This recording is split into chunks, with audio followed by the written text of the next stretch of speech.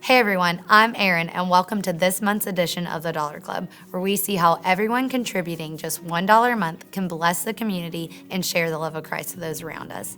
Today we're going to sit down with Miss Jordan and Miss Werthammer, the principal and assistant principal at Barboursville Elementary, and hear about a recent setback that their teachers have faced in the midst of an already stressful school year. And along the way, we'll see if the Dollar Club can help. Well, thank you guys so much for just sitting down and chatting with me today. We know that Barboursville Elementary has a big role in the community. Can you just tell us a little bit about your school? Well, what did you say, 656 We have students? 656 students. We Yes. have about 80 staff members total. Okay. We're the largest school in Cabell County. We do a lot of community service projects. We took things to the veterans, like socks and toiletries for Veterans Day. We do food drives. We've done drives for Little Victories. So we try to give back to the community as much as we can. We are really fortunate to have great community involvement that makes projects like that successful. Our parents are so willing to help us. Every class it's like a lineup to see who can be homeroom mom. If your class has 8 homeroom moms, then you're probably on the shorter end. But people are just really invested in their kids' education, and our teachers make learning magical each and every day, and that's not an understatement. We heard that you also had a recent big setback here at the school. Can you tell me what happened? I got a call from the central office that said that we had some flooding.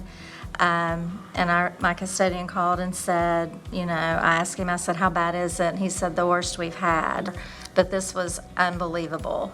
It happened on the weekend that we didn't have school on that Friday. It was the code blue, so no one was here. And they think it really started probably Friday evening or Saturday morning. But by the time we got here Monday, it was devastating.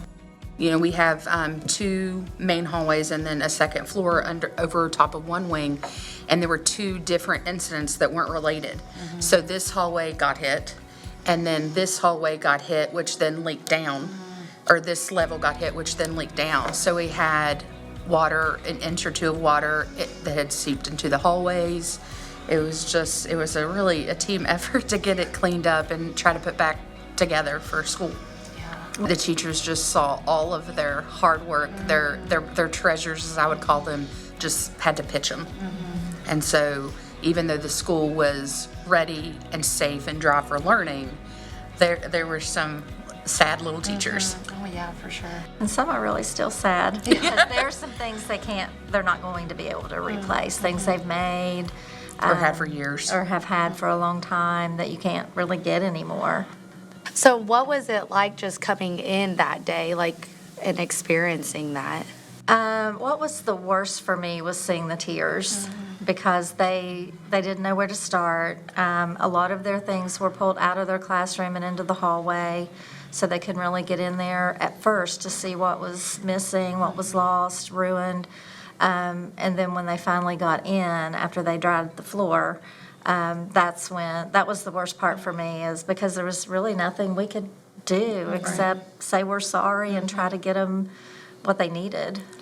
And we know that teachers do a lot of just putting in a lot of their own stuff and that they've lost some of that. Can you kind of tell me some things that they have lost personally? I know one teacher in particular who classroom could be featured in some kind of, it's like the blogs or something you see on TikTok. It is. She's Pinterest. She is a picture perfect classroom. She also services a lot of kids with behaviors. So she had a lot of things that were sensory type. One might think of it as a toy, but it's something that would de-escalate a kid's behavior. So when one teacher had arrived before her and actually met her at the stairwell and said, "Your room was hit pretty hard. I'm gonna walk you," because they didn't want her to walk in there and see it alone. Some people had their own personal electronic devices, all those things. One first grade teacher lost her boombox. I'm not sure if you can even buy a boombox in 2022, but we hope to find that on Amazon. But, little things that they can't get back. Well, that's awesome. Thank you guys so much for sitting down and sharing with us. And we know that you guys are familiar with the Dollar Club, but that your teachers and faculty is not. And so we just would love to be a blessing to them and to the community. And so hopefully there's a time where we can meet them and just encourage them through the Dollar Club. We're excited too. We are very excited, and we're so thankful. We really appreciate you all. Yeah.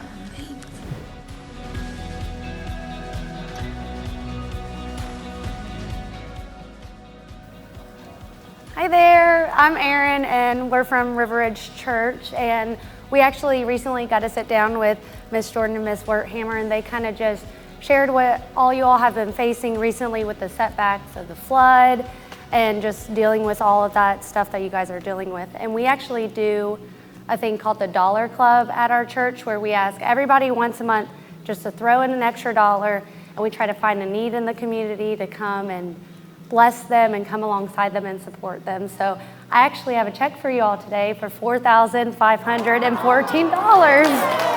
yay! I'll give that to the store.